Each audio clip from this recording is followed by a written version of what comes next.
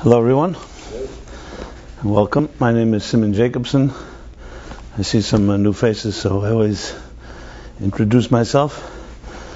Even though according to Hasidic and mystical teachings, the fact is we are renewed every moment. So there's this concept, it's called perpetual renewal. In every morning prayer, we actually mention it, that existence is renewed all the time. Now, if you read this or heard this a few hundred years ago, it would sound like superstitious or primitive. But today, we know that we live in a dynamic universe. So even what is called inanimate, there's no such thing as that's inanimate. Everything is brimming with energy. There's pulsating energy all the time in everything that exists. In a blade of grass, in a hair follicle, whatever you call it, everything is filled with energy. And how were we able to tap into this energy, our lives would be quite different. Because the problem is on the so-called surface level, that's where things can become very monotonous and very tedious. So there's an expression in the classic work of King Solomon, in the book of Ecclesiastes, which is called the book of Kohelet. He writes in a very depressing way. It's a depressing book on the surface level. He says, what benefit is there in all our efforts? And one of the expressions he uses is that a generation comes and a generation goes, and nothing new under the sun. As some cynics like to put it, the more things change, the more they stay the same.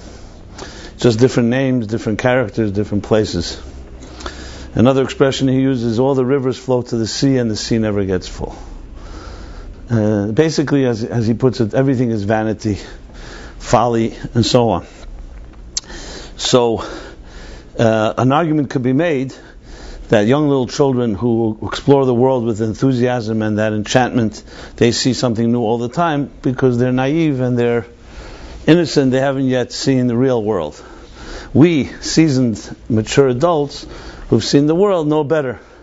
That there's no real excitement, everything is very monotonous, routines, patterns, habits, and we all have to deal with this so-called monotony. Some people call it existential loneliness, in many different names. So cynics can argue, or anyone that may say that once you're really exposed to life, you lose that naivete, that sense of wonder and amazement and idealism. The fact remains that statistically our idealism wanes as we age, as sad as that sounds. So a case can be made that Ecclesiastes captures it well.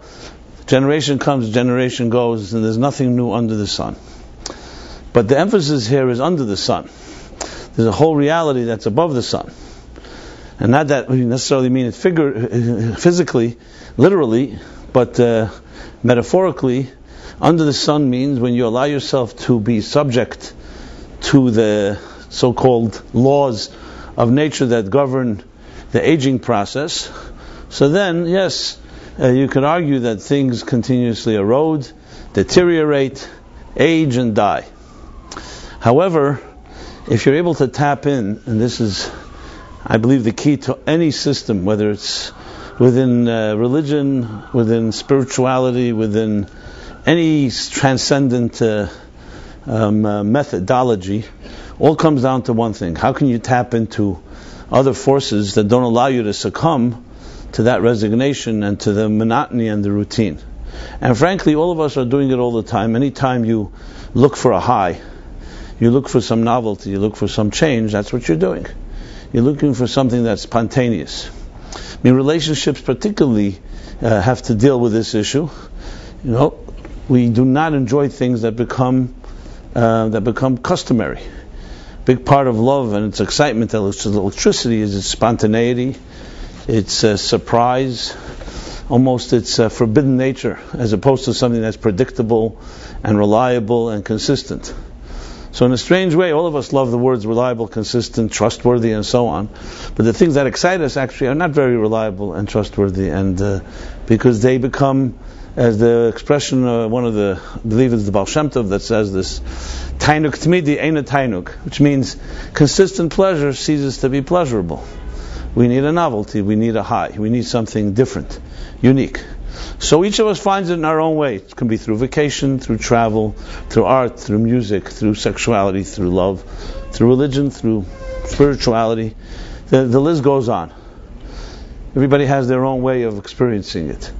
But the fact remains that most of our lives, most of our days, are consumed by survival, which means paying our bills, having to go through the motions and the routines that give us some type of security in this world.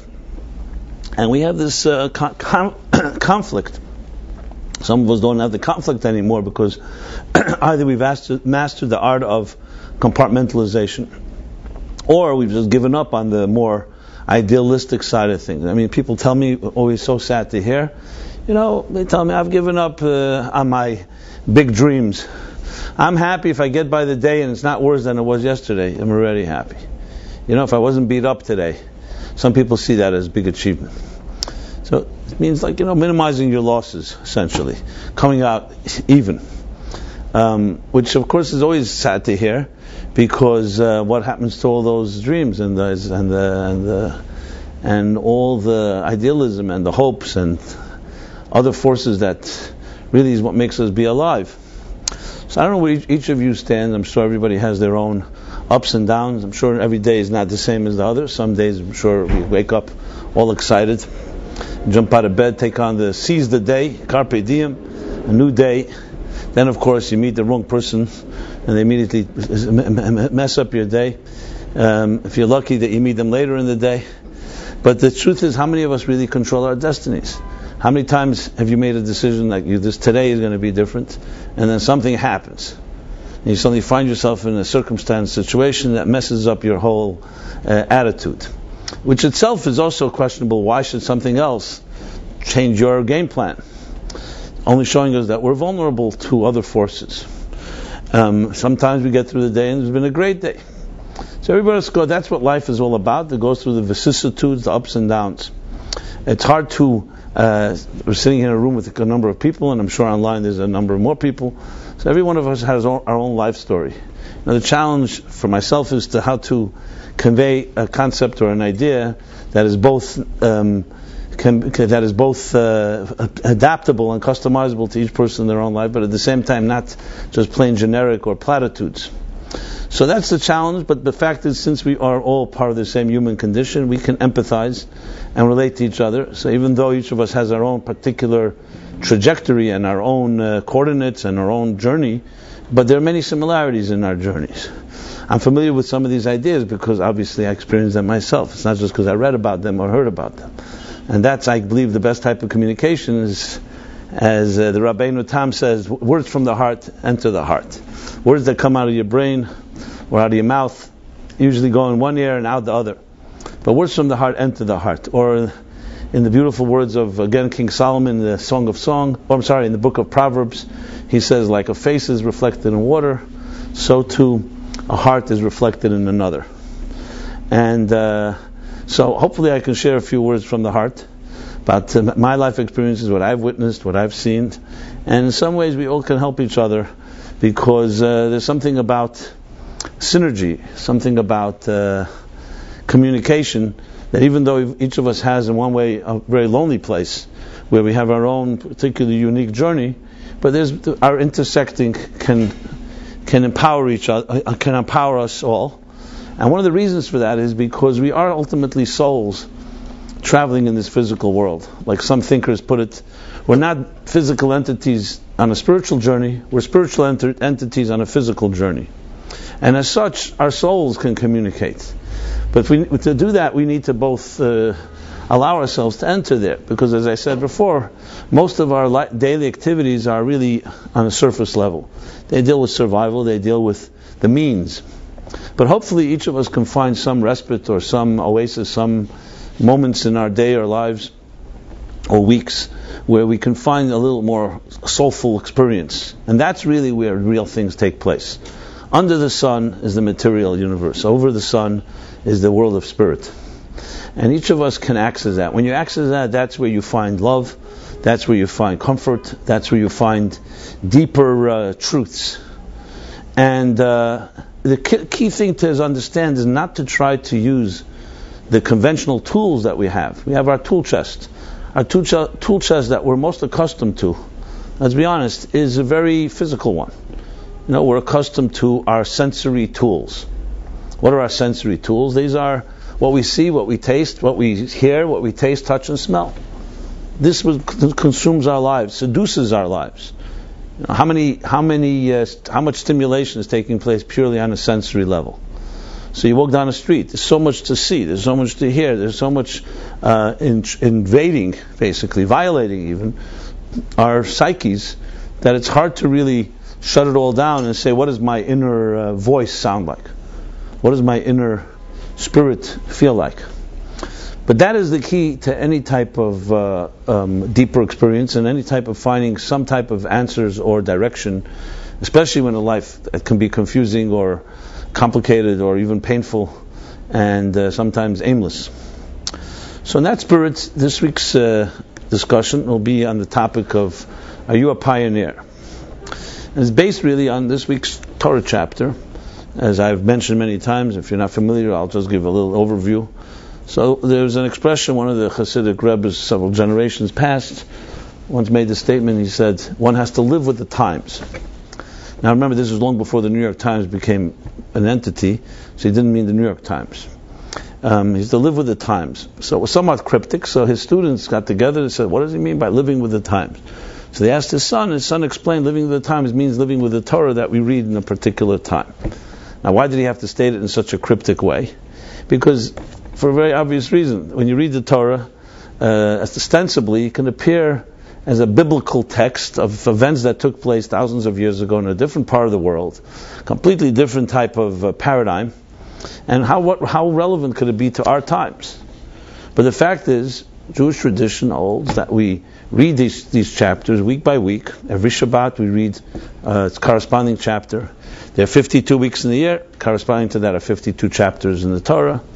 Each chapter has 7 sections corresponding to 7 days in the week. In effect, every day in the year, every moment in time has its corresponding Torah section. And that's what it means, that if you read the Torah in the proper way, you suddenly can uncover, when you decipher it so-called beyond its code, Mosaic code, you can decipher and find profound relevance and timeless messages that are uncannily relevant to our lives today. And that the proof is in the pudding. If something resonates, it resonates. Now, if you read something that doesn't matter to you or doesn't have any personal association to your psychological, emotional, spiritual issues, then it doesn't resonate. And if it does resonate, you start wondering how this message has that power. So I'm not here to show any tricks or anything like that, but basically when you read the Torah in that fashion, it's amazing what kind of lessons it can provide us. And once you see that, once you're able to decipher this code to some extent, it becomes not that surprising how the Jewish people made it here through all these thousands of years. Other empires didn't, with all their money and numbers and power and force, because they traveled with the Torah, and the Torah, despite all the ups and downs that we've gone through, that we've endured, provided not just comfort, but also direction. And actually that's what the word Torah means. Most people are not aware of this, but they translate Torah as Bible, or Chumash some people call it. Torah is a word in Hebrew. It means instruction, direction, guidance. It also comes from the same root in Hebrew as the word light, or in Hebrew, hara, or Torah, or you'll find sometimes the expression, the light of Torah. So what does light do? If you think about light, which has become such a fundamental force in physics, especially in the last century, light is a very interesting phenomenon. Very practically speaking, without going into the quantum mechanics of it, or Einstein's theories on light, light does nothing and does everything at the same time. You turn on a light in a dark room, what happens? Nothing changes in the room. Every object is exactly the way it was before you turned on the light. Nothing is moved. The only thing is you can see it now. Which means it could be the difference between even life and death. Because if you see where you're going, you'll know how to use a particular object. You won't fall down, God forbid, steps. You won't bump into the wrong thing. very basic level. Driving a car on a dark road without any headlights, a ship without a lighthouse or without any direction. The darkness doesn't change the reality, it just doesn't allow us to access it. So the Torah, and think of this simple but brilliant translation of the Torah, it simply does one thing. It helps illuminate the darkness that shrouds existence, basically. When you may have to make choices in life. Should I do this? Should I do that? Should I take the job? Should I not? Should I marry this person? Should I not? Those are the small questions in life. Then should I walk down this street or that street? We have many questions like this. How do we usually answer them? Well, if we're objective, or try to be objective, we try to get as much information and data as possible. Try to consult experts or others, and we try not to allow our own subjectivity to blind us. You're basically trying to illuminate the situation through wisdom, and wisdom is compared to light in this context, whereas ignorance is compared to darkness. So the Torah, that's what it is. It's a light that shines on our psyches, that shines on our souls, on our inner makeup. So if you go to a doctor, for example, who's trained and expert, besides knowing the human physiology in ways that we may not be so familiar with, a doctor also has he has tools. Can take an X-ray, can take a CAT scan, can take this type of scan, that type of scan, and suddenly see a part of ourselves that is not visible to the naked eye, an X-ray. Now imagine you could have an X-ray of your soul, because the soul is also made up of components, actually more complex than a body, because it's also made up of parts. What does our soul look like? And what kind of parts does it have? And when something is ailing, you're depressed, you're hurt, you feel insecure. What exactly, which part of you is that? Just not all of you. It's like saying I don't feel good, but that's a very general statement. What part of you doesn't feel good? So you own the classic joke with these two Jews who both have leg pain, have terrible pain in their legs. They go to the doctor, and they're both waiting in the waiting room. They compare notes, and they have very, very difficult for them to move and to walk. Anyway, the first guy goes into the doctor, and the other guy hears him yelling and screaming because the doctor's examining him. So I guess the nerves touched a raw nerve, and finally he comes out, and being that he was in such pain, he was going to decide he's going to sit around and wait to hear how the other guy is going to deal with this. So he's in the waiting room and listening, and it's quiet. 5 minutes, 10 minutes, 15 minutes. The guy comes out smiling, and all smiling. He says, "What happened? Why is it when I was yelling?" He said, "I showed him my other foot." And this is a Jewish trick of not feeling pain. And now, of course, he didn't solve the problem. He just showed him the other foot. Now, we all think this may sound ridiculous, like a Chelam type of story, but many of us solve problems this way. It's like the classic one: the guy's looking for the keys at night. He lost his keys, so his friend says, "Let me help you find the keys." He said, "Where'd you lose them?" So he points like 100 yards away. He says, "So why are you looking here?" He says, "Here's where the light is shining." These are a classic series of Jewish, what they call Chelam jokes, that have many psychological. We laugh at it when it happens to someone else, but we do this very often. We don't like to go where it's uncomfortable, obviously. So what does light do? Light shines and illuminates. And it's not always that pleasant. I'm sure you've all heard of this phenomenon called denial. Right? You've heard denial, the word denial. Very popular in therapeutic sessions. Over here, you're in denial. Especially your partner says, you're in denial. And then, of course, you say, "No, I'm not. Absolutely not denial." Which, of course, just feeds the demon. Now, denial is an interesting phenomenon. It's true, many of us are in denial. But denial is not all bad. Frankly, it's one of the forces that we use to protect ourselves. If we were, for example, a person who suffered terrible shock, terrible trauma, and they didn't have any element of denial at some point, they wouldn't be able to function. So there's nothing wrong with time. There's a catharsis where a person goes through a certain healing, and it is forgetfulness a little, and some form of denial, some form of, you could say, a minimization of the intensity of the pain, and that's a very healthy form of denial. Where it becomes unhealthy is when it becomes a force that actually doesn't let you fix a problem, and you convince yourself or convince others that you don't have an issue. That's when it becomes your own enemy. Denial is exactly that, is a sense of darkness. The Baal Shem Tov puts it in a very interesting way. Using a verse in the Torah, it says, Noichi haster aster as pani, that I covered my face. It's a double covering. I covered and concealed. The question is, what is this double aster? That's like saying, I covered my face. Why do you have to say, I covered my face?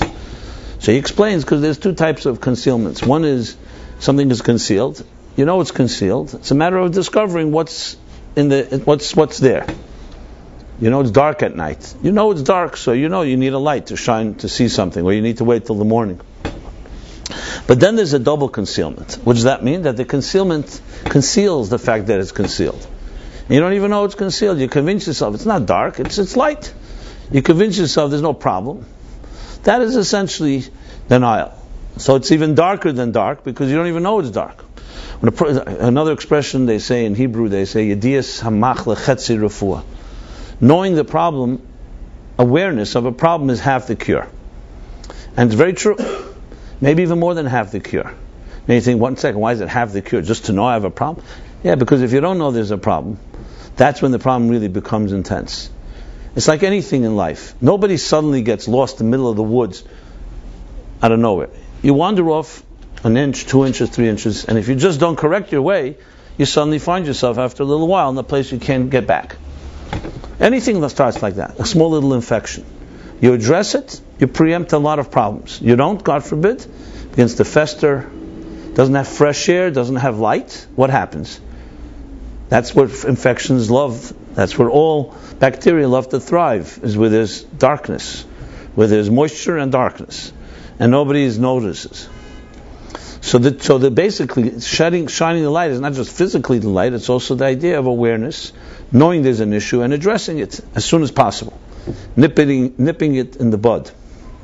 So, in life, all of us have moments where we are either doing something that is darkening the situation or doing something that's illuminating. The Torah, it's basically a force of light. It compels us, in a good way, in a loving way, to look at ourselves in a new way. Because one of our biggest enemies is our own perception. If you don't think you can achieve something, even if you could, who's going to get you to, how are you going to ever do it? You see this all the time with life coaches or athletic coaches. You have people who are brilliant, talented, skilled players in whatever, tennis player, other type of sports or other type of skills. And suddenly they get into a funk. They lose confidence. Whatever the reason may be. Become insecure. Nothing's changed. Their talent hasn't necessarily waned. Nothing has changed except their state of mind. A good coach, knows how to kick that person in the pants in a good way, challenge, and get them going again, building up the confidence. So the question is, how many of our so-called inadequacies are real, and how many of them are perceived? Not so easy to tell. Now we like to believe they're all real, because that way we're off the hook. It's not nice to find out after 20, 30 years in your life that, the whole thing is an illusion, and you really could have done it, and you just didn't allow yourself to do it. It's far easier to say, I just can't. Even though, frankly, I think all of us really would love to believe we could, and we wish somebody would help us get beyond our whatever blocks there may be. And this is also a very big question. Can we even measure this? Can we even be trusted to measure it? After all, we're subjective. How are you going to decide how much of it is perceived and how much of it is objectively difficult? And then you see people who set their mind to something, and everyone tells them it's impossible, and they achieve something unbelievable. And you start asking yourself, were they really more competent, or was maybe just their persistence? So this again is the mysteries. We don't really know all the time, because there are people with persistence can achieve a lot more than others with competence and skill. So obviously a combination of both would be great. One thing you can rest assured, and I say this not as a prophet or as in any type of way, that all of us have far more potential than we think we have. Would you all agree?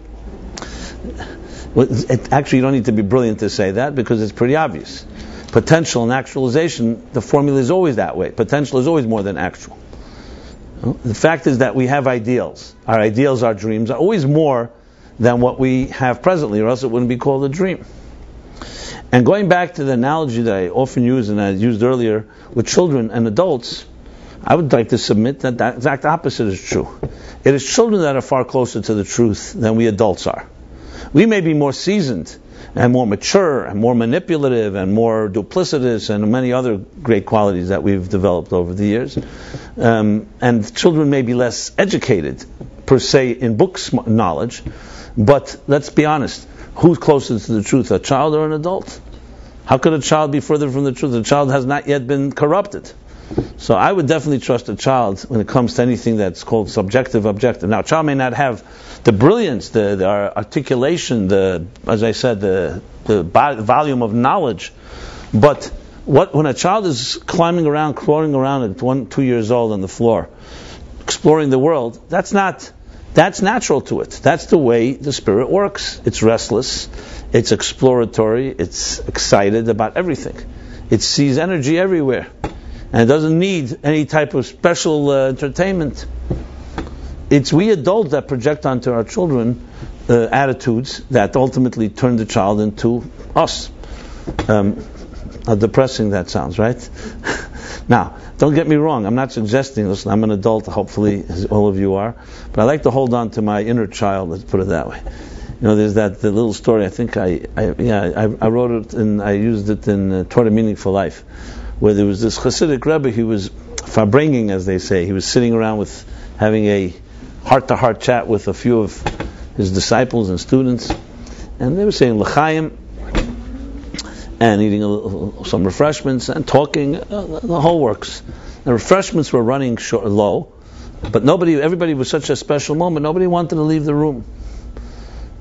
And by the time that the refreshments were gone, so this Rebbe, seeing that nobody wants to leave the room, he stands up, and when the Hasidim see that he's standing up, they say, no, we'll go. He says, no, he's just going outside. He's going to find a child outside of the room and send the child to bring some refreshments, replenish the refreshments at the table.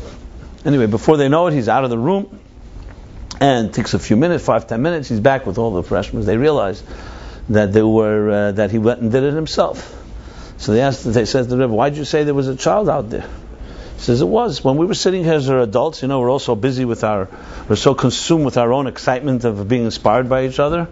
I needed to go and find my own little inner child that just has innocence and just needs to go find the refreshments. I always have my child, I leave it at the door when I come to speak to you adults, adult to adult. So the concept of inner child psychologically is relatively from the 70s. I'm not sure who coined it. James Bradshaw was a big user of it. John Bradshaw, I should say. And some others. But from a Torah point of view, actually the inner child is a concept that goes back many thousands of years. Because it talks about always maintaining that sparkle. You meet people, not that often, who may be 60, 70, 80, 90 years old. But the sparkle in their eyes is just like when they were 2 years old, 3 years old. Because that spirit is alive. And it's clear that they're connected. They're plugged into the source of their soul's energy. So it could be their body's age, but not their spirit and not their will, and so on. So the challenge really is, in our lives, is to understand how much are we projecting upon ourselves. How much of it is our own projections, our own perceptions, and how much of it is objective when it comes to any type of difficulty, overcoming any challenge. And the theme is very appropriate to this week, as I said, living with the times, because this chapter talks about the fundamental story of Abraham. And I would submit here that I think, arguably, or even not even arguably, Abraham may be the greatest pioneer of in all history. Initiated things that, till this day, have changed the world. Besides the common one is called the father of monotheism, father of all the major religions, Judaism, Christianity, and Islam. Some even say the Far Eastern disciplines as well, including Buddhism and so on, because ideas like Brahmin and other expressions, and other expressions like that. A Brahmin, they say, comes from the word Abraham, and there are many commonalities. Are you familiar with some Far Eastern disciplines? You'll find many interesting and fascinating parallels with Jewish mysticism. It's not surprising, because at the end of the day, besides the fact that different people find similar truths wherever they may be, but let's be honest, the human race goes back to certain individual leaders that branched off as they transmigrated across the globe. So Abraham is no question, arguably maybe one of the greatest, maybe first pioneer of them all. A man, as the Torah tells the story, who defied his whole generation. The ultimate nonconformist. So a whole generation. His own father was an idol manufacturer. Made a lot of money selling idols. Now you may think, who would buy idols? But remember, idols, we're always buying idols. Today too. We just don't call them idols. We call them accessories, whatever. We call them what do we call them? We call them whatever we want to call them. Yeah. Money, it can be an idol. Anything can be an idol. And Abraham saw through the facade, and he basically realized that these idols, that his father, who was a great master of saying, you want a God? Here, I can give it to you. And he began a search. He began to search for what many of us go through, the search for a higher truth. Realizing that it's not in the domain of man-made objects, he began searching in nature, beyond nature, in the heavens, in his own spirit, in his own mind, his own heart. A long journey that he took. And what he discovered changed the world. The first to embrace what we call the paths of justice and virtue. Now you may say, wow, that's such a common thing. It's not so common. Just go back 400 or 500 years ago. Tell me how many countries were dedicated to justice and virtue, to human rights, to the fact that every person has a sacred right, with the Declaration of Independence states that all people are created equal and have inalienable rights. Even though it makes complete sense to us, this was not common and not common acceptance until the last few centuries. But here's a man, Abraham, thousands of years ago, long before it became popular. That's exactly what he taught. He dedicated his own life, the life of his family, to virtue, justice. Lasis daka mishpat, to do charity and justice. Now, the innovation of that, besides the fact that I just mentioned, became institutionalized only in the last few centuries, is a major innovation, because why would anyone who's in power suddenly decide to share that? But the rule of thumb was, using Richard Dawkins' statements of our modern times, radical atheists, the selfish gene. We're all selfish people. Even genes are selfish. Nature is selfish. Everything is about survival of the fittest. So why would anybody be just or kind? So he has his whole theories that justice and kindness is also part of the selfishness, and that because we realize we thrive better when we're good to each other. But hey, if that's the case, why weren't we that way 1,000 years ago? It's only recent that it's become popular, and as I said, institutionalized governments that are laws are written to protect every individual right. And it's still not a perfect world. So it's not that simple. Abraham, on the other hand, embraced something that everyone around him did not. Instead of a dog eats dog world of survival of the fittest, he embraced a life of selflessness. Now, we could analyze here forever what made Abraham different, what made him tick. But we do know that what he instituted, he taught to his children, and then to his grandchildren, and they continued to perpetuate it. And every Jew walking on earth is a direct descendant of Abraham, Isaac, and Jacob. Not only Jews, as I said before, Abraham also gave birth to Ishmael. So every Muslim and Arab is a grandchild of Abraham. And if you count Esav, who was a grandchild of Abraham, Esav had a grandson called Rome. So the Roman Western, which may be the roots of the Christian world, is also descendants in the way of Abraham. That's a pretty nice number of grandchildren that Abraham, and they're of course in many ways at battle with each other. If not so much, today there's still the battles. As many in the so-called Muslim world like to remind us, the battles between the Crusade Zionist conspiracy against the Muslim world.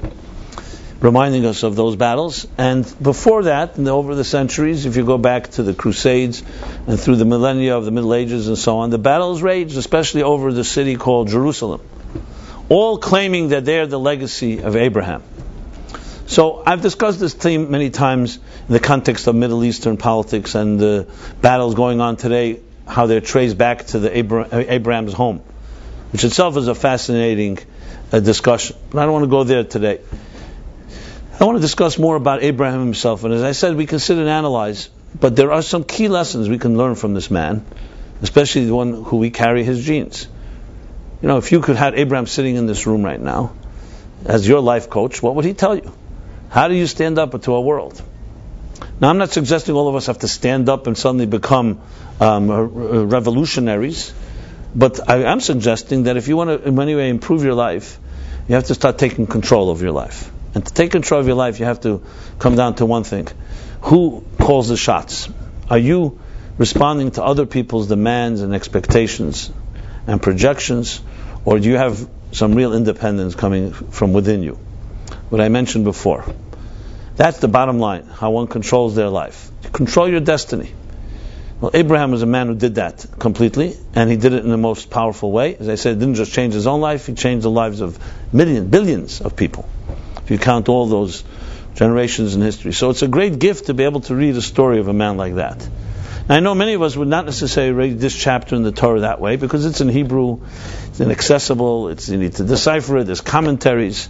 But if you cut through the whole chase, and you're able to actually take the story and just read it in the context that I just said, here's a man standing up, finding his own voice, his own conscience, and not just not being influenced by everyone, but actually changing the course of history. That would be very interesting to have an interview with him, and having lunch with a guy like this. Not that he necessarily want to have lunch with us, but we could always say, I'm your grandson, your granddaughter, why don't you speak to me? I'm sure he would, actually, because he was a humble man. But that's what we need to do. That's when I look at this chapter, that's what I try to do. How do we glean some information? Because it's been documented. Abraham left us with a story. He didn't just, it's not just we know of this man, he left us with a very detailed story. So I want to address that, but I think like I said, so to really appreciate it, it's good to look at ourselves and say to identify what is what is the challenges that we face. So I don't think anybody would see the following statement as a compliment, and that is if someone said, you are basically a conformist, nothing original about you, everything about you is mimicking and parroting somebody else.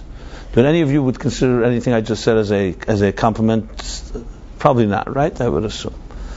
Because it doesn't sound good to feel like you're a clone or some type of, I don't know the word, victim, but definitely a product or a copy of someone else. But the question is, what is reality? Are we able to look in the mirror and be able to say that I'm really an original? I shared this many times because I'll never forget the enthusiasm of my son when he came home from school one day. He was a kid. I remember what age, maybe 8, 9 years old. And and the excitement of a child can excite you. And he says to me that here today, a great thing. And I'll always remember it. He doesn't even remember it anymore. I remember it more than he does. But because I was excited by his excitements, I said, "What'd you hear?" He says, "I heard that you're born an original, don't become a copy." Which I thought was a good way to capture something. You're born an original, don't become a copy. So if you look at yourself in the mirror, and I'm not trying to, God forbid, make anyone uncomfortable. Actually, in second thought, maybe I am, but it's not with any malicious intentions, including making myself uncomfortable, looking at the mirror. So the truth is, how original are we? And not even saying it's our fault.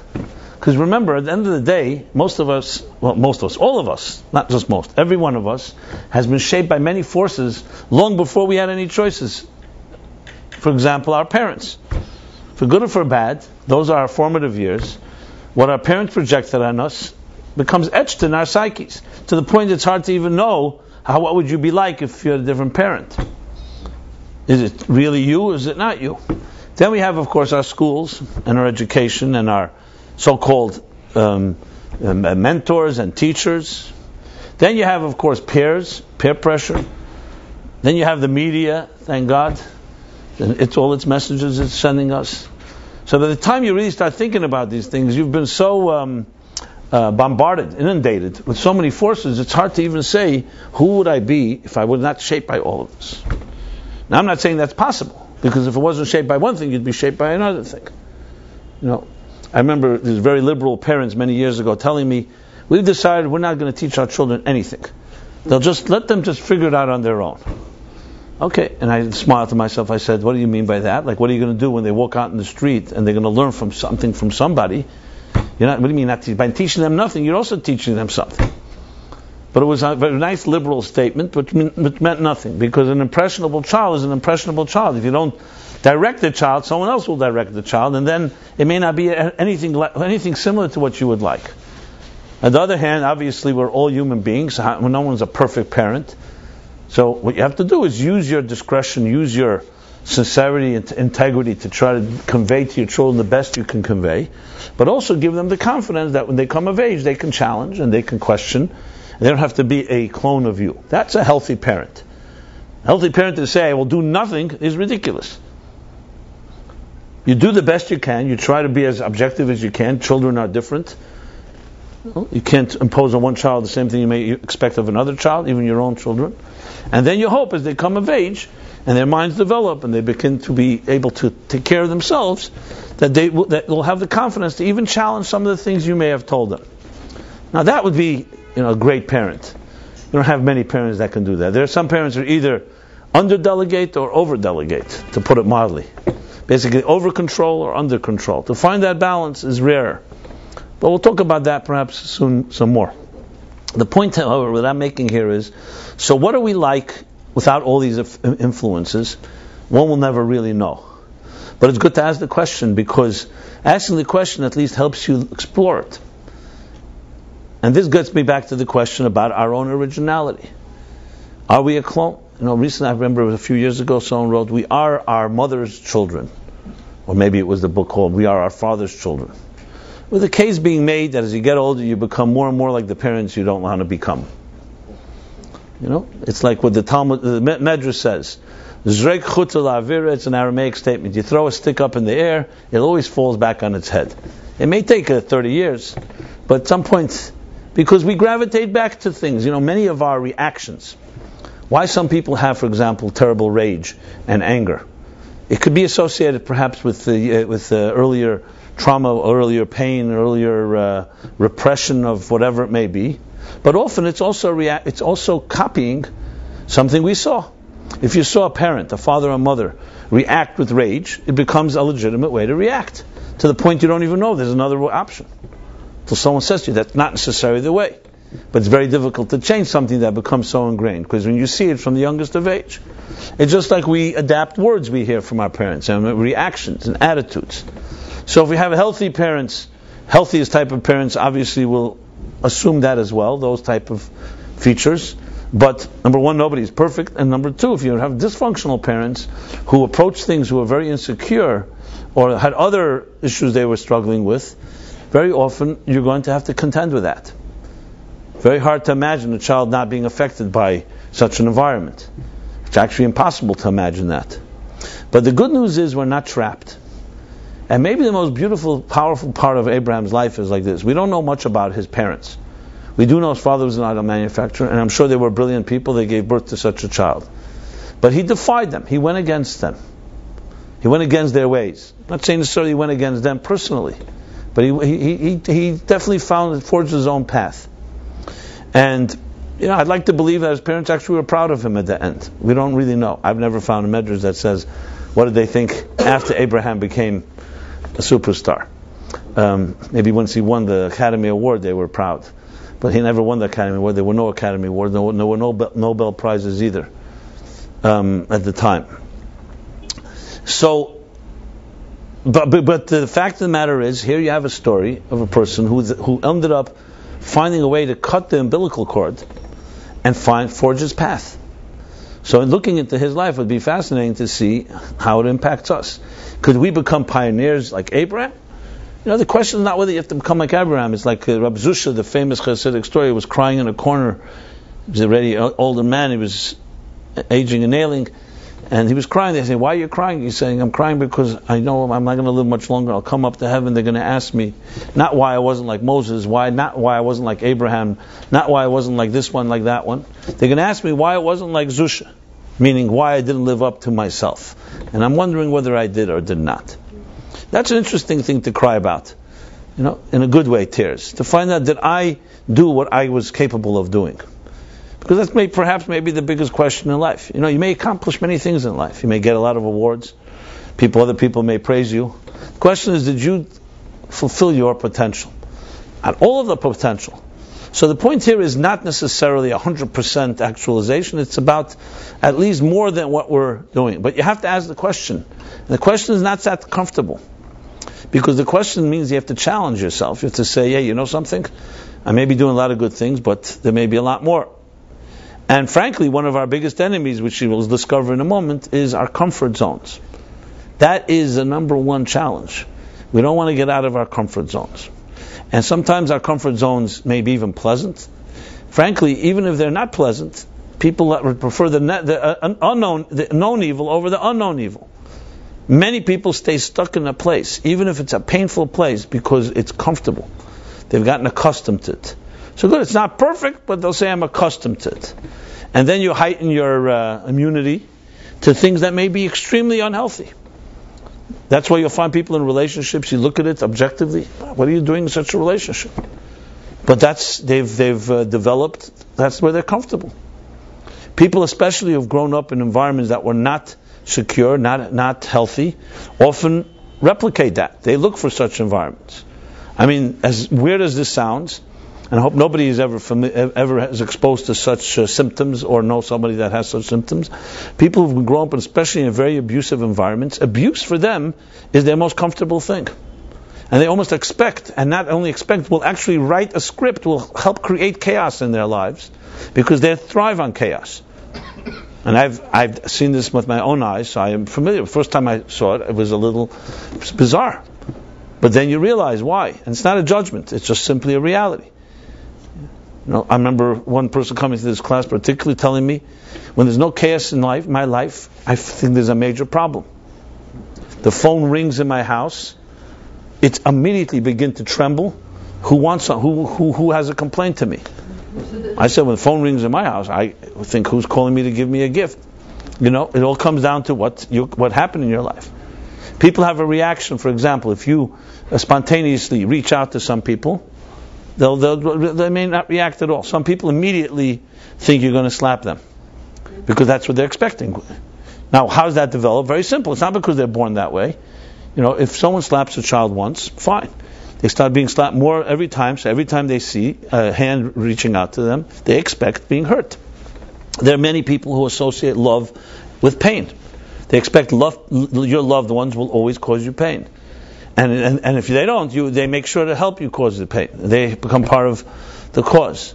Now, this is today pretty common knowledge when you read any Psychology 101. But the reasons are very obvious. It just shows you how deep the projections in our lives can go. That they actually can change your whole personality based on your experiences. Now, I may be using some more extreme examples. There are even more extreme I don't even want to mention. But but this affects especially our relationships. It's one thing you walk in a very innocuous or a superficial walk in the street. Not every step you take is necessarily shaped by all these experiences. But when it comes to something touching you closer, when it gets too close to home, and you're dealing with vulnerability and trust and love and how much to give and how safe you are, safety, security, that's when all this comes out in full glory. And that's you'll find people very difficult to find. Sometimes people find difficulty to commit to a relationship. They don't want to enter that place. So they know how to play the game to a certain extent. Gets too close, they're out of there. Too threatening. And all this is understandable. I want to just reiterate again, this is not a judgment and not in any way suggesting anything bad or evil. It means, however, this person has been taking control, is in control of other forces that are not your own. So studying Abraham's life is a tremendous lesson, because how did one man free himself from these forces? And did he free himself entirely? I'm sure not entirely, as we shall soon discuss as well. Because we're not talking about aborting or amputating one's past. You cannot turn the clock back. You can't just say, these are not my parents, these are not my environment, these are not the forces that have shaped me. They have shaped you. The question is, are you a victim to them? Do they own you? That's the question. So, for example, a statement has been made. I don't know who made the statement, but I use it a lot. Maybe I made it up. I don't even know at this point. So, they say the Jewish people. Jews have suffered greatly, but they're not sufferers. With a few exceptions. But generally they're not sufferers. You can endure a lot of things. That doesn't mean you have to become that which you endure. That's the key difference between experiencing something and becoming that which you've experienced. So looking into Abraham's story has tremendous lessons in discovering, yes, the pioneer within each of us. Robert Frost said, the famous poem, that I traveled in the wood and I came to a fork in the road. So Yogi Berra would say, when you come to a fork in the road, take it. That just in contrast to Robert Frost. And Robert Frost says, I come to a fork in the road and I looked and I saw one road was very well tread, and the other one was less traveled on. And I took the road less traveled. And that has made all the difference. And this poem, I think in the early 60s or the late 50s when he wrote it, captured, imagine, everyone loves the line. Everyone uses it. It became the most popular self-help book, the first of them all, The Road Less Traveled by Scott Peck. A book that was on the bestseller list for 500-600 weeks. Considered the first of a whole genre of these self-help books. In the early 70s he wrote it. The Road Less Traveled on. And The Road Less Traveled, taking Robert Frost's poem. I've asked many people who claim that book changed their lives. I said, can you tell me something you learned from the book? Many people just remember the first line, actually. You know what it is? Life is difficult. And I guess they identify with that. Now, I'm not suggesting the book is an excellent book, many interesting ideas, so I'm not dismissing it at all. But that line everybody remembers, life is difficult. Okay. The point being is that the line resonates with many of us, but how many of us, honestly, will take the road less traveled? I know you're walking in the woods and you see two paths. It's always more exciting to do the path that's less walked on, or the one that hasn't been walked and just tread your own path. In the woods, it's easy because there are no necessarily big consequences. But psychologically, emotionally, how many of us will really take the road less traveled? It's dangerous. Why would you take something that you don't know where it's going? Much easier to get to where you are going, just follow the other path, and you can explain it as well. Why recreate the wheel? Try the path that someone has walked before you. But obviously the point here is not that. The point is finding your own voice. That's the point. Will you follow your own voice if it may be uncomfortable, or others may dismiss or laugh at you, and you may look different? So I know there's a thing called being fashionably different. But let's be honest, because it's fashionable. That's number one. And number two, not too different, because if it's too much, then it's a little overboard. So it's like we all want to have our own little flair, and we all dress and claim that we have, my unique touch, and it's true. But the question is, how deep does it go? It's not about what we project. It's about the real confidence of really forging your own path. Now, if you're in a war, and thank God we don't have a war to fight right now, not in a physical sense, but in war, even though we all hate war, bloodshed, death, but war has one powerful lesson to us. It crystallizes values. When there's a war, there's a very defined enemy. You know what they want, and you better fight them, or else you're going to lose your freedom or your life. So again, I'm not suggesting war, but we can learn lessons from it. What does war do? It crystallizes and focuses things. In war, you need a commander-in-chief. You need someone that's firm, makes a decision, and no second guessing. You don't want someone that's ambiguous, hanging on the fence, saying maybe this way, maybe that way. Let's discuss it. We'll have a meeting. Let's have a committee. Make another committee. They say President Johnson, who was great at manipulating Congress, so when they started demonstrating against Vietnam, which initially was popular in this country. So his advisor said they're demonstrating, and he says ignore it. He said no, the demonstrations are getting serious. He says okay, so establish a committee. A committee was like another way to buy time for a few more years. Obviously it didn't help because the tide started turning. But anyway, that was so you want a commander-in-chief. I don't know if this is true or not, but they say when Pearl Harbor was attacked by the Japanese, the United States was then in this neutral state, which they were supporting the Allies, but they were not in the war yet. That, of course, pushed their hand. Pearl Harbor was a serious humiliation, not just humiliation, a serious damage done to the American Navy and so on. And America decided that they have to decisively show Japan that we're going to react. Yeah, but they didn't want to necessarily go into a full-fledged war, so they started thinking about plans. How are they going to do it? And basically, all of FDR's advisors said, we're not really ready to attack Japan. A third of our fleet has been demolished. We have to rebuild. It's not that simple. He says, no, we have to. Now, FDR, as you know, was already suffering from polio, and he was barely able to walk. He has crutches. So in his memoirs, maybe not his memoirs, one of his advisors' memoirs says that they had this secret meeting, and FDR banged on the table. He says, I do not want to hear that it's impossible. And he actually forced himself to stand up on his crutches. Everybody saw that he meant business. So they came up with some plan. And when he asked who came up with this idea, they said a submariner, one of the commanders of a submarine. So FDR would purportedly said, that's who I like. Submariners are the real thing, because they have no time for BS. Because on a submarine, you have to make split-second decisions, because a decision one way can kill you're underwater. And that type of compelling sense of urgency is something that we lack in times of prosperity, in times of comforts. So God forbid, I want to say again, I'm not suggesting we need war, but we need to learn how to have urgency at times. We live very lackadaisical lives where, hey, I have options. Not today, there's tomorrow. I know a guy who came to this class, he's no longer with us, and he was dating a woman literally, 35 years probably. You know who it was. And everyone used to say to him, you're already 70 years old, 65. Why don't you marry her? You're dedicated to each other. So, and I don't know if this was a joke or serious or both. He said to me, I'm holding my options open. It's a good comment. It's nice to hold your options open. It sounds safe. But the problem is, where did I see this? One of these investment. I learn things from advertising, transforming it into lessons in life. So who is it? Whether one of these investment companies, they say the greatest risk is taking no risk. Okay. So in life, as I said, when there's something that is a crystallized vision, you have to make a decision.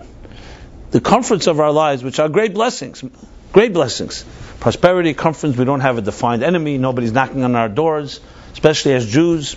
We can sit here and talk, and there's no one waiting outside to arrest us or to inform on us. Things we had to endure just in the last century in horrible ways, whether Nazis or Stalin, the Soviet Union, and so on, and throughout history. So there's great blessings, but they come also with a price, and the price is called apathy. Like the guy that asked his friend, what's worse, apathy or ignorance? And he said, I don't know and I don't care. Apathy. The kiss of death. Apathy. Meaning, hey, doesn't really. If someone argues with you, at least you have a passionate argument. But if you share with them a life-shattering experience and they yawn and fall asleep on you, there's no one to talk to. It's like death. That's apathy. And apathy is always a result of either comforts, a lot of leisure, a lot of time. I don't know what would happen and how functional, dysfunctional they were in previous generations. One thing is for sure, they didn't have the time to sit around and wallow in their misery, because you were on the run. Simple as that. I know this a little from my grandparents. I just saw how they talked about problems. You share with them a problem that was considered an American problem, they thought it was insanity. What are you talking about? We're busy running for our lives. Who has time to think about that? Maybe that's why there was less therapy in those years. Some like to say today we're far deeper and more psychological. I don't know. Anyway, we could debate the issue. I'm not trying to drive the point home, but there's a lot to say about that. Nevertheless, I still think these are greatest blessed times, like messianic times. But we have to be aware of the side effects, some of the downside, and that is a lack of sense of urgency. So one of the things that Abraham, above all, demonstrated was a sense of urgency. Did not allow himself to get trapped in comforts. So to look at a few lessons from Abraham that can help us all discover, as I said, the pioneer within. The voice, your voice, that actually help you travel the road less traveled. Now, not just because you like to be popular or say, hey, here I'm original because I want to show that I'm original, but actually following your voice despite despite what the perceived consequences. So you have right in the beginning of the chapter, what's the story? The story goes, God tells Abraham, Lech lecha, ma'artzecha meladtecha mebeis avicha, which means literally, leave your land, artzecha, your birthplace, meladtecha beis avicha, the home of your parents. And then he continues, and go to the land that I will show you. And he continues, I will make you a great nation. I will bless you, and you will be a source of blessing. And those that bless you will be blessed. Tremendous statement. Who wouldn't want this blessing? That you will become great, and great means in all possible ways, and those that bless you will be blessed. Source of blessing. One of the most beautiful blessings any person can have. But it comes with I don't say a condition, but it comes with an earlier statement. God doesn't just say, I'm blessing you. He says, leave your homeland, leave your birthplace and the home of your parents. Question is, what is the significance of this Lech Lecha? Why do we even have to know this? God could have said, hey, God says to Abraham, you've earned your way, and I want to bless you, have a beautiful family, bless you to be a blessing to others, and all that follows. Why do we need to know he told him to leave his homeland? And not only that, as I've asked this question many times earlier, different classes, what is the redundancy here? It's pretty obvious. Say, leave where you're living, and that's all. He knows where. Abraham knew where he was. But no, God insists, leave your artzecha, meladtecha, but three different ways of saying basically the same thing. Your land, your birthplace, the home of your parents.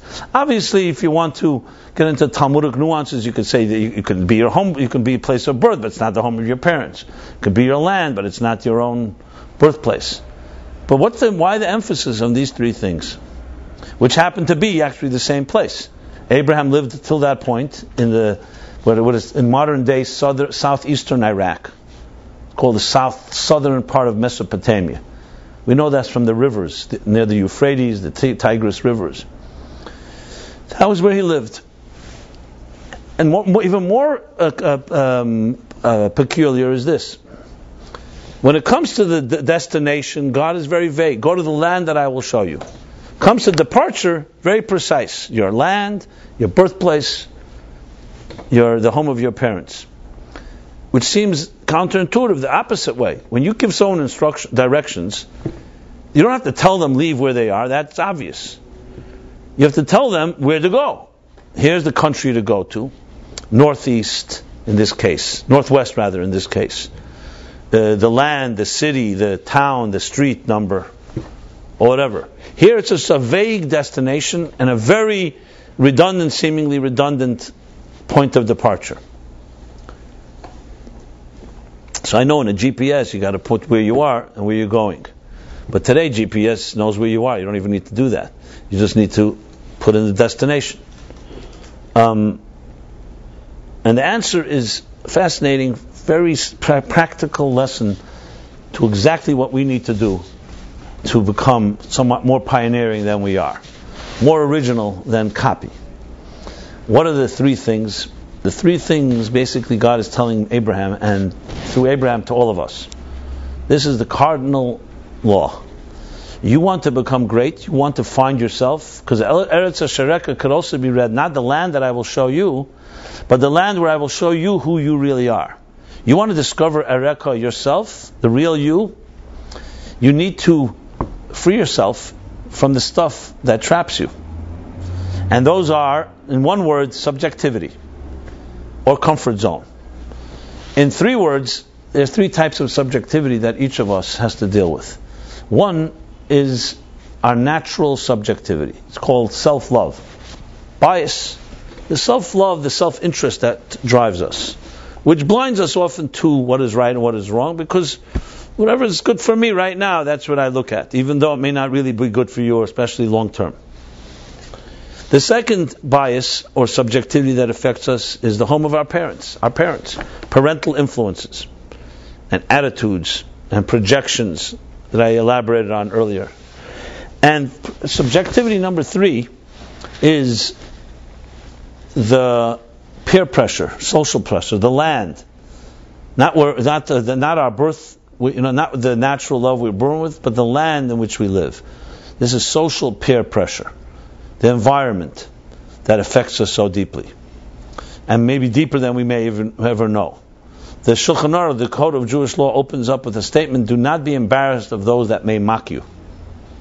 The opening statement. Why? Because one of the most difficult things is to do something original and unique that others may say, "Hey, it's not popular. What's the matter with you? You're weird, you're strange, you're so on." Especially when you have to stand up for values where everybody else is not that easy to do. And you see this in many different studies and so on, about how people will just do something completely unethical because everyone else is doing it. And it's so much easier to do that. And not just because they justifies it, it's because it's easier to just go with the herd. It's called herd mentality. You've heard this expression. I could report to you, I've spoken in many places across the world and throughout my years, and I often ask the question to audiences: is anyone here, any conformists, please raise your hand? And nobody ever raises their hand. So you can either conclude one or two things: that there are no conformists on this earth, not that I spoke to everybody, but at least in the numbers of people I've spoke to, or conformists will never acknowledge they're conformists. You can guess which is more likely here. Because as I said earlier, nobody likes to be called a conformist. But with 7 billion people on earth, a non-conformist would be interesting, what kind of world it would look like. So, the fact of the matter is that these 3 forces of subjectivity affect us all the time. So what did Abraham do? What did God tell Abraham to do? Free yourself of them. And he actually physically left, but more importantly, psychologically. The question is, how does one do that? How does one free themselves from such powerful, formidable forces? Self-interest we can't cut that out of our own system. That's how we are. As a matter of fact, it protects us. It protects us from danger. It gives us instincts to know how to survive, to deal with challenges, and so on. So are we suggesting that we should eliminate our self-interest? And then, of course, parental and peer influences, social influences, are, again, they're very much part of our lives. So the key thing to know is a few points here. Number one, we're not talking about eliminating these elements because, firstly, we can't. They're just realities in our lives. And secondly, we shouldn't, because they're powerful forces that are helpful in our lives. Self-interest, as I said, is an important force. It's not good to be a person that is completely has no sense of self. Then you lack self-confidence. You can become a doormat, become we call a shmata in Yiddish. People step all over you. So the key here is not that we eliminate these factors. Lech lecha doesn't mean he eliminated it. It means he left it. The nature of a human being is that we, as we grow older, we begin to cut the umbilical cord more than once. There's obviously the first time when we leave our mother's womb, but then there's other times. First time you leave home, go to school, go to summer camp, move out of your house, go to dorm, later marry and move on and build your own family and home. Every one of these moments of transition are always not easy. First day a child goes to school will always cry. First time a child starts to walk on his own or her own, they will fall. That's how it is. Yet that's the way we grow into adults and we become independent entities. One of the Hasidic Alter Rebbe, Rabbi Shneur Zalman, when he married one of the greatest masters of both Talmud and mysticism, founder of Chabad Hasidus, when he married the daughter of a very wealthy man and a wealthy family, and he moved on to another city where they lived in poverty. So his mother-in-law wrote him a letter saying, if you come to live near us, we'll provide for everything. Remember, those days there was no wiring money and there was no other types of PayPal and other stuff like that, as you can imagine.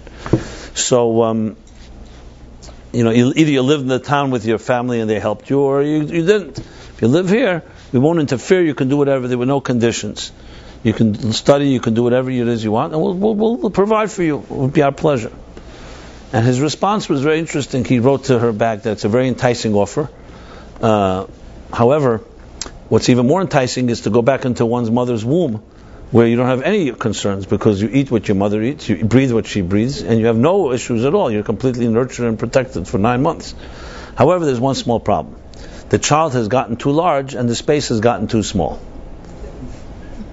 Which was his way of responding to his mother-in-law. And she was not the stereotypical mother-in-law. She was a fine, very righteous woman. But that's what it is. That's how life works. And it's not always comfortable. Now, I don't know, each of you has relationships. I know people, they're 50, 60 years old, and they're still not free of their parents. They're still little children. They've never spread their wings. And on the other hand, we all, even birds who spread their wings very widely, also always need a nest. We always need some form of security, a hearth and home. What Abraham mastered, and this is the key, this is not about eliminating one's past, it's about freeing oneself from one's past. The question is, how does one do that? And the answer has to be, if you think of any formula, if you want to free yourself of a particular powerful force in your life, basic physics tells us you need an equally powerful force that counters it. Now, it's a very powerful force, self-interest. Another powerful force is parental influences. Another one is peer pressure. So if you're just going to make a decision, you know what, I'm not going to listen to what I'm not going to do what my parents did. I'm not going to follow my own biases. I'm not going to be affected by social pressure and the media. Good luck. It won't work. Those forces are too powerful for anyone just to make that decision. You need something that's a force that's as powerful as that to help free you. When I say free, again, I do not mean eliminate. Because first of all, there are positive things in all those subjective forces. But I mean that they don't trap you from not finding your own voice. So what is an equal powerful force? The answer is your soul. Or if you want to put it in more, I don't like the word God in this context, because I don't want this to sound too religious, because that's not what my intention here. But you need something that is greater than man-made forces. There's a classic story that happened during the Holocaust. It was, I believe, the Blozhener Rebbe. It's one of the Rebbes. He was in one of the camps. He was there with some of his disciples, and it was horrendous circumstances. In their particular camp, there was this very particularly cruel Nazi. I say particular, they were all cruel, but this was and this group of Nazis decided, they had this game they played. They had the Jews dig these wide trenches, very wide trenches, and had the Jews jump over the trenches. Those that jump over the trench stay alive, those that don't will be shot. This was their game, so to speak. So the Jews lined up, had no choice. And this chassid was standing there, his Rebbe, and he says to Rebbe, enough of this torture, enough of this humiliation, of this dehumanization. Let's just allow ourselves to be killed. And the Rebbe said, as long as we're alive, we have to fight for life. Never know what will happen. He didn't want to play this game. And the game began, quote unquote. And of course, the elderly Jews, the weaker ones, couldn't make it over. Some did. No one knew who survived, who didn't survive in the whole mayhem. Anyway, the camps were liberated around 7-8 months later. And lo and behold, the Rebbe meets his chassid. They both survived. So the Rebbe looks at him and says to him, he looks at the Rebbe, he says, Rebbe, you're not a young man. How did you manage to jump over that trench? He said, I closed my eyes and I held on to the coat of my father and my grandfather and my great-grandfather and great-great-grandfather. He meant psychologically. And that gave me the strength to jump. And he said to the chassid, what about you? You're also not Mr. More Powerful. How did you jump? He says, well, I held on to your coat. That's what he said. So there's an expression by Chassidim, there's an expression that when you are tied above, you don't fall below. It's actually associated with another story of a guy, an elderly man, used to go to the mikveh, a ritual bath every morning, but he would walk on these slippery slopes in the winter, and no one knew how could he manage that. And they asked him later, and he said, when you're tied above, you don't fall below. It's an interesting statement. We are humans subject to, as I said before, beneath the sun. Beneath the sun, we're subject to all forces of mortality. We need to eat, we need to sleep, we need company, we need companionship, intimacy. We have all kinds of needs. And no one can change that. You cannot live without many of these needs. I'm not talking about perceived needs. I'm talking about real physical needs. So one can say, hey, we're dependent creatures, and that's it. What do you want from us? How could we really find any true transcendence? So I remember giving a class once about the Learning Annex here in Manhattan, one of the Learning Annex groups, and it was the question. The topic was, is there such a thing as love forever after? And I opened the class with around 50 people there, and my opening question, I asked everyone in the group, men and women, I said, how many of you believe in love forever after? One woman in her early 20s raised her hand among a group of 50, which surprised me. It surprised me not because I thought everybody does believe, but I didn't think they would acknowledge it.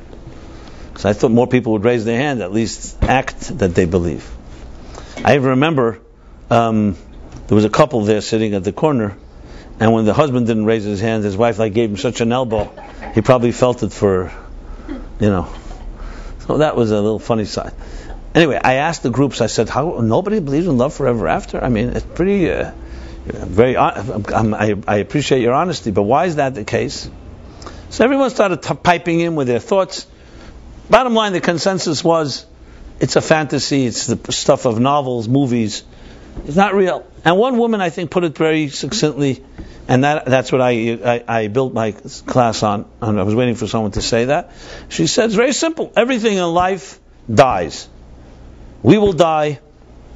The food we have needs to be replenished. The money we have dries up. Everything dries up. This world is subject to what's called aging, erosion, deterioration, you name it, waning, and then death. So why suddenly one of all things in life lives forever after? Love. Why?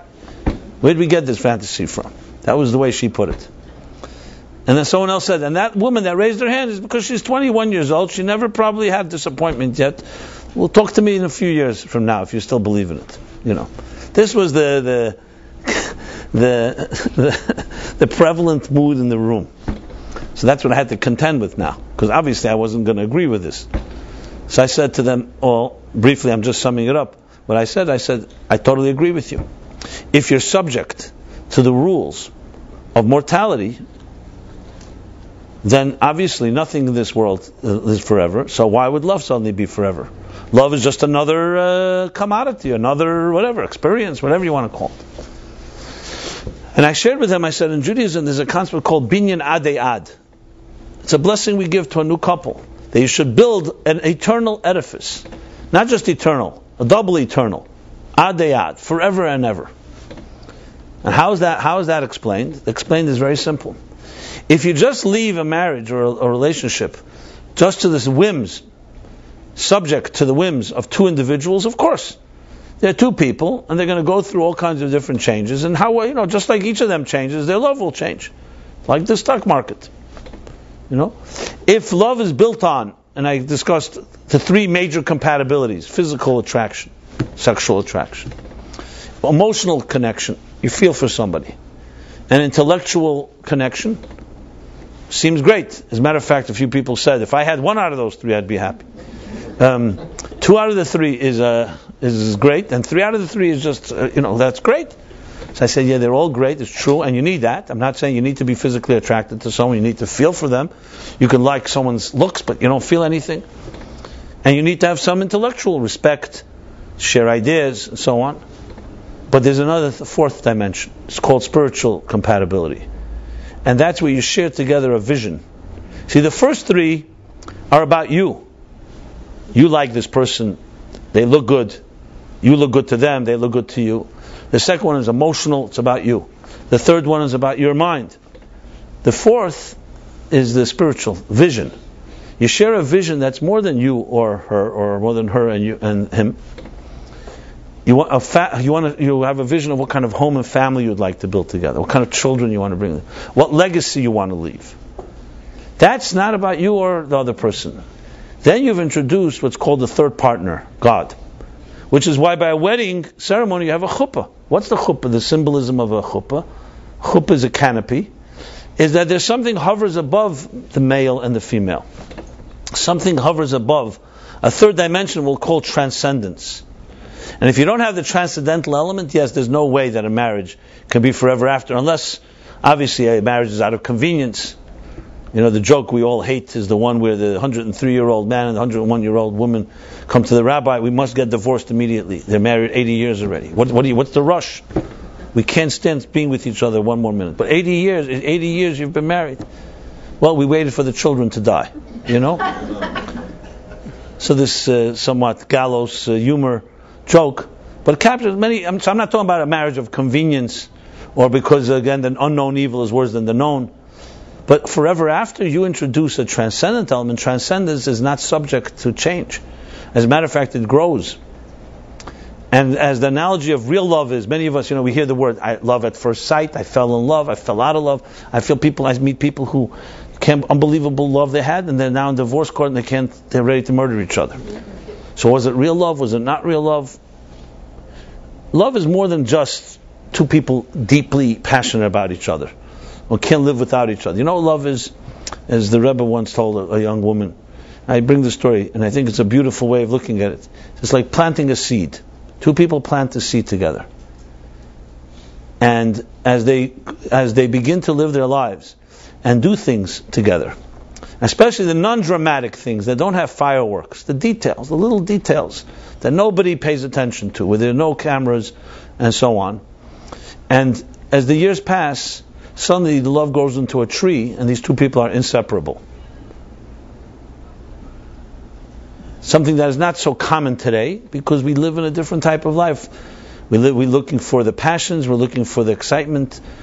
There's a combination that's necessary.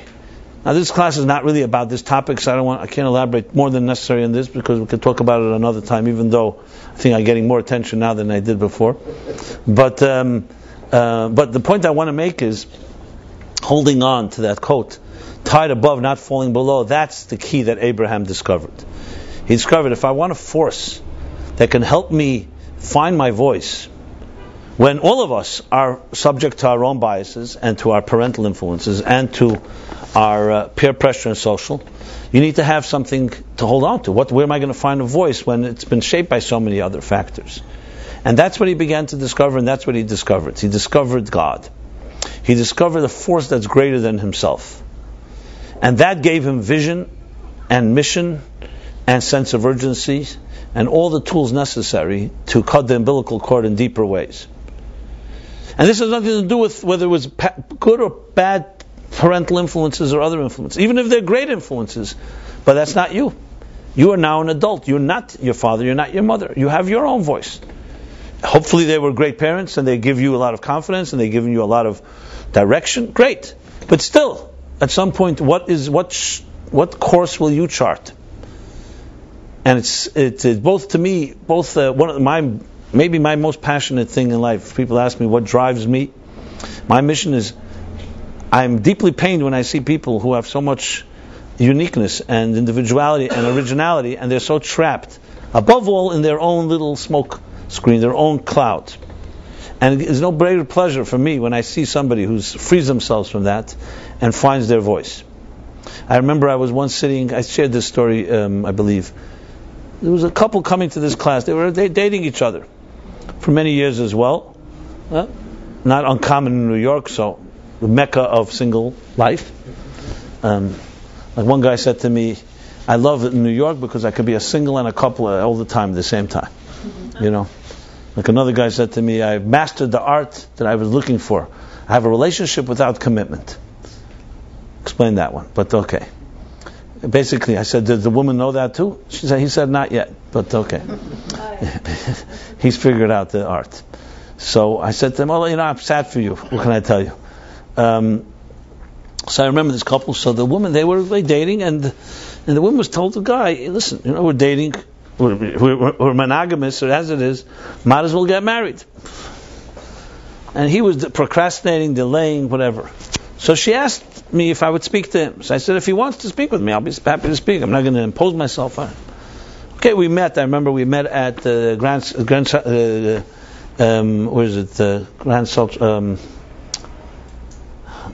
Army Plaza. There's the big central library in Brooklyn, right near Brooklyn Museum. We met up there and we had a very interesting conversation. Brilliant guy, great guy, always. Obviously I went through all the usual suspects. Like, he had a bad divorce, his parents had bad marriage, all the reasons why people don't want to commit.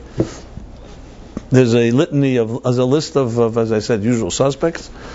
And nothing checked out, everything seemed fine. He had pretty solid relationships around him, he had nothing to really fear. We're just sitting and talking. I really had no clue what to say at some point. So I said, but then something, when you're talking, suddenly something comes to you. And I said to myself, I'm ready to bet that you probably have no real commitments in your life to anything. Everything is optional to you. Not just this woman, everything. And he looked at me and said to me, yeah, that's probably true. And I said, is there anything that you'd be ready to die for? I don't mean literally, but like complete commitment. I said, I can't think of anything. And then he turned to me, it was a conversation which was fine, tit for tat. If I dish it out, I've got to take it. He says, and what about you? Anything you would die for? Like what's your absolute commitment? So I don't know, just instinctively what came to me, and it was completely knee-jerk reaction. It wasn't thought through. It was suddenly when he asked me that question, the way he put it, and he meant it. He really wanted to hear. I had a flashback to my own childhood, my real childhood. I still feel I have that child in me, but like my actual, 6, 7 years old. And until that moment, I've never even thought of it. And what was the flashback? And I shared that with him. I said to him, when I was a kid, I had this quirk. We all have got quirks. We have quirks as adults too, of course. But as a kid, I remember my home was not far from my school. It was like a 15-20 minute walk. We can go by bus, but I would like to walk, especially in the rain. That wasn't the quirk, to walk in the rain. I'll tell you why I liked walking in the rain, because when I walked up the streets, it was Rogers Avenue in Brooklyn. So the water, would run down the curb into the sewers of the corner. And I had this crazy quirk to do this thing. I used to go to the curb and clean up, try to free the path of the water running if there were twigs or some dust or some this or that and that. I had this little thing. I would like to clean it up and make the path a little smoother. That was my thing. And I said to this guy, I said to him, that's my passion then, and still my passion today. I have some crazy passion to help open up blocked channels. Then it was literally with water, and today it's more psychological. Everyone has blocked channels, and this is my passion. I'm ready to die for that. I'll do anything to be able to do that in my life and other people's lives. And what happened was interesting. He started crying, and I think I also started crying. I don't remember. But I just shared a little. It was a spontaneous moment, and he says to me, I envy you because I don't have anything like that. Well, the interesting thing that happened was after this conversation, even though it's a good lesson in life, I thought the conversation didn't go anywhere because I didn't have anything to say to him. Today he's married with a few children to this woman. He's very happy. And we meet each other once in a while, and I remind him that story. He remembers. He says that was the beginning because it made him think. Not necessarily he had to find not that he had to find my passion, but it made him think that maybe I can find something, and he did. And as he identified what he really wants in his life, it helped him make a commitment also whom to marry and build his family and home. So what I want to say is like this: there's something that's contagious. We're all different. Everybody's got their so-called calling. Birth is God saying you matter. Every one of us is a unique, indispensable musical note in this large composition. And you have to learn to play your music. What we can do for each other is help build the confidence. When you meet people that have built and found their note, it helps you find it because you see someone else can do it. So one simple thing is to hold on to the coat of others. Not to be dependent on them, but to be around. Hang around people that are somewhat original. Trust me, you'll become a little more original. Hang around copies, you'll become more of a copy. So it's a good time maybe to check out your Rolodexes or whatever we call it today, contact management lists or databases or whatever it may be, and see who's on your lists. People that you call, when you call them, they're always there to make sure to remind you that you're nothing special. And if you have something that makes you particularly enthusiastic, they like to throw cold water and say, don't get excited. Nothing new under the sun. Everyone dreams. It doesn't happen so fast. A young lady in her early 30s got recently engaged in the Upper West Side. She calls me crying. She says, my friends have become my enemies. They think that I betrayed them by getting engaged. Because I've left the single fold, And sad to hear. Misery loves company, is what I told her. And I said, look, time to break out of that. Lech lecha. You got to break out sometimes. Maybe they're great friends of yours, but some friends you have to say, listen, we'll stay friends, but I don't have to stay in your same status. I'm not you. I wish upon you to find your voice. So it happens to be we gravitate sometimes to the things that make us most comfortable. I often ask the question, you go to a party, who do you gravitate to? The people you know or the people you don't know? It'll tell you a lot about yourself if you answer that question. Think about it. And again, it's not a critical question. It's not. Many of us gravitate to people we're comfortable with. But when you become a little more comfortable with your own voice, you'll usually gravitate to people you have not met before. Because you like the adventure. And you're not afraid of something new. Now this has to be done step by step, everybody in their own way. I'm not suggesting some cold turkey transformation. But it's about being, above all, conscious of yourself. Conscious of the forces that shape you. That alone is already, as I said, awareness is the beginning of any healing, beginning of any freedom. If you don't think you're in prison, you're not getting out of any prison. At least you know that you're imprisoned by certain things. That's the beginning. But that takes some confidence and courage to acknowledge that. Who wants to say, I'm trapped by my parents or by this or by that? Nobody likes to think that way, especially if everything is going smoothly. So usually these things, we get woken up to these realities, rudely when things don't work. It's like Leonard Cohen sings, the cracks, that's how the light gets in. So when there's a crack, suddenly, something's happening. But when there are no cracks, or at least no perceivable cracks, we think things are just riding along, everything is great. If someone else objectively looked at you and they said, great, what are you talking about? You're in the darkest prison, you have no clue how your life is like. We don't want to hear that. You're not my friend. I need somebody that supports me. Someone that agrees that my prison is freedom. So this requires obviously some courage, some strength. But thank God we have someone to hold on to. Here we have Abraham. Thousands of years ago, but he's still alive. He still has a message. And what do they say? Some people have their messages make miserable people happy and happy people miserable. So maybe, I don't mean in a bad way, but you have to sometimes feel a little desperate. You have to feel desperate in a good way, a desperate in a sense of urgency way. So what I suggest is that all of us think about this.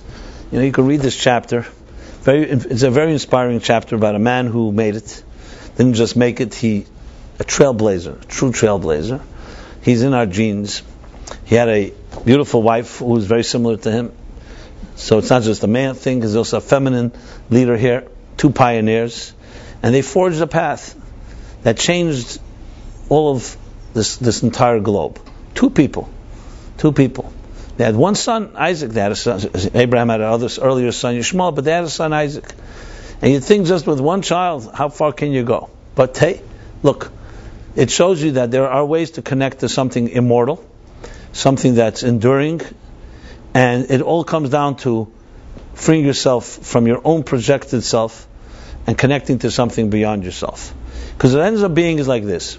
If you're a great person and you're great talents, the end of the day is you're only as great as you can be. But if you commit yourself to something that is beyond you, something eternal, then you become an extension of that eternal. But the price to pay is that it's not just, you can't just focus on the self. Me, then you will die by the sword, and you will grow by the sword and die by it. But when there's a little less than me, a little less me and a little more above me, then you have a force that can present itself in your life, and that's where the enduring relationships are, the love forever after, eternity, infinity, and so on. So I wish all of us here, especially in this week where we get a taste of eternity, a taste of the immortal. Everybody looks for the fountain of youth, immortality. Immortality doesn't necessarily mean you live physically forever, but it means that in the moments you do live, they're forever. because what you achieve lasts forever. And those things do not die. Real love never dies. The spirit does not die. Truth does not. All those forces that are intangible, but are the true forces that shape and define who we really are. So in this Abraham and Sarah week, may we all experience some form of Lech Lecha, especially as we are leaving the month of Tishrei. We've left the spiritual, holy, holiday-filled month of Rosh Hashanah, Yom Kippur, Sukkot, Hashanah Rabbah, Shmini Atzeret, Simchas Torah, and we enter this world. So we enter the more mundane life. Lech Lecha is a critical message. And I guarantee you that if you just apply it, those three types of reviewing in your own life, number one, make a list of your own self-interest forces, the list of some of the parental influences and some of the peer and social influences. Just awareness of that, guaranteed that you'll want to free yourself of some of them. And above all, remember, when I say free, does not mean eliminate. It means knowing that you're not shaped purely by that. You're not a victim. And finally, that even those forces in life, once you become less of a victim, they become forces that you can use to your benefit, because you're controlling destiny. I'm sure Abraham used what he gained till he was 75 years old, before he left his homeland. He didn't just forget about it, he used it. But once you're in control, then you can use anything that's in your arsenal, including your past. And I see many people, even coming from very difficult childhoods, once they find freedom, the things they learn from very difficult life, they teach others, and it gives them more strength. So sometimes, you build that immunity. It's even the poison becomes a force of a force for good, but only on one condition: that you're in control, and not that the poison or that force is in control. So we can go on and on, but I think I've said enough, maybe, hopefully, and hopefully you can use it all.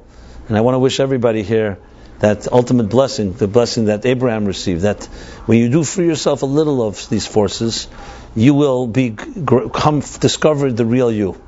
Discover greatness, discover and be a blessing to you and the blessing unto others. That when someone looks at you, they see blessing.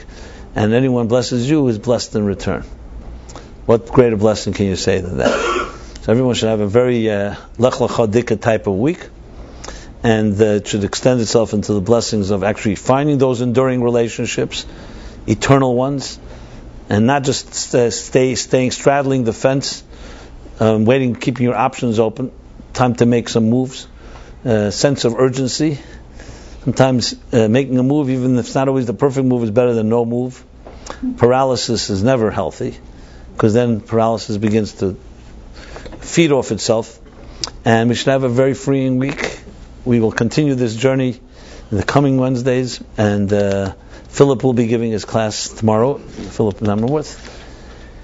And either way, any way we can be of any help, I can be of any help to you in your journey. As I said, to me it's the greatest honor to help unclog passages, and a greatest honor to intersect with your spiritual journey. So in any way that, and I'm sure we all enrich each other in the process. So it's a two-way street. I don't just see this as your benefit. I hope it's my benefit, perhaps even more than for your own. So it's an honor to know you all, both here in this room and those in cyberspace, which potentially could be, as I always mention, 7 billion people. We haven't hit that number yet, but it's potentially there. And everyone should have a very, as I said, a Lech Lecha Dika type of week. Thank you very much. Good.